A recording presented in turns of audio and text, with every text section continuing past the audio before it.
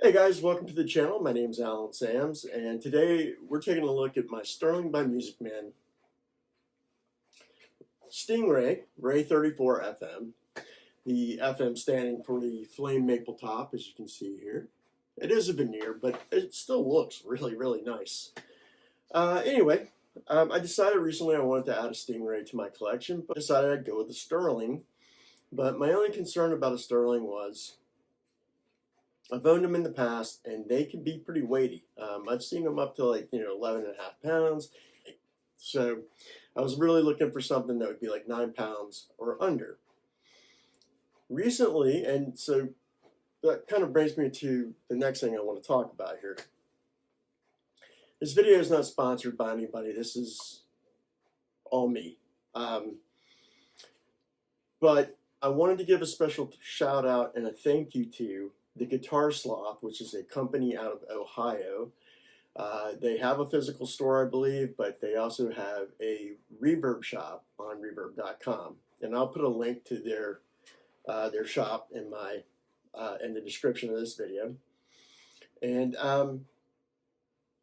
when you're someone, if you're someone who purchases and sells and buys and sells whatever guitars and basses and whatnot over the years, you really appreciate it when you come across someone who offers, some real integrity and some really great customer service, and that's exactly what these guys do. When I was shopping for this bass, I wanted to find one that would be 9 pounds or less, and I reached out to Matt at Guitar Sloth, who then went through his inventory and started weighing basses until he found this one, which weighs 8 pounds 11 ounces.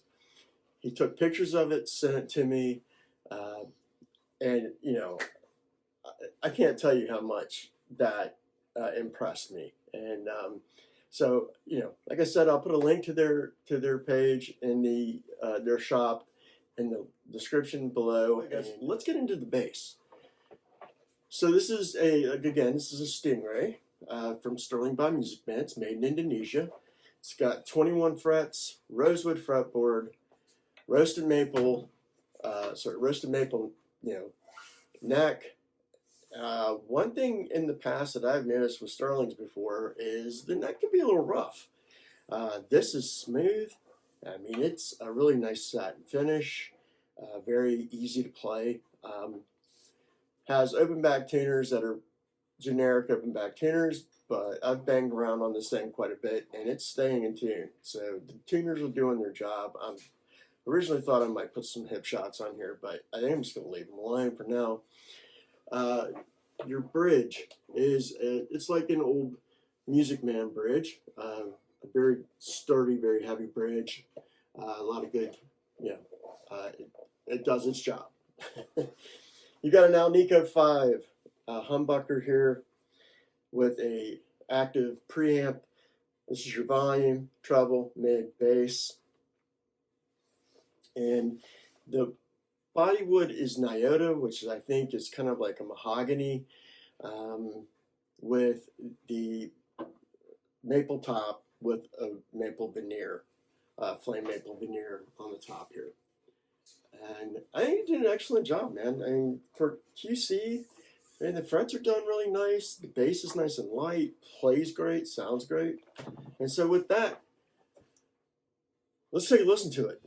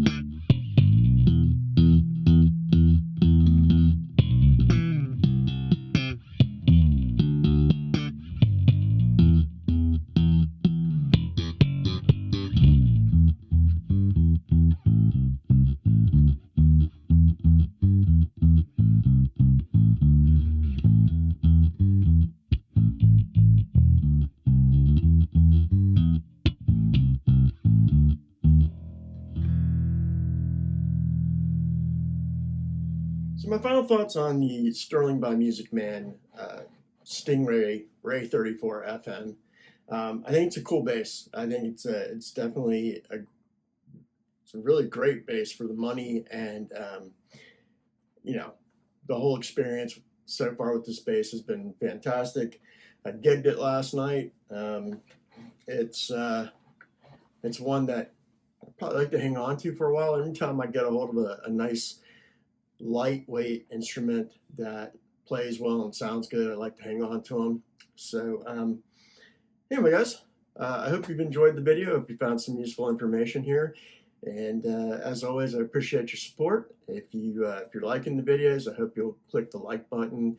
And if you've stumbled across this video, I hope you'll, if you feel so inclined, hope you will subscribe to my channel. Anyway, again, thanks guys, and until next time, take care.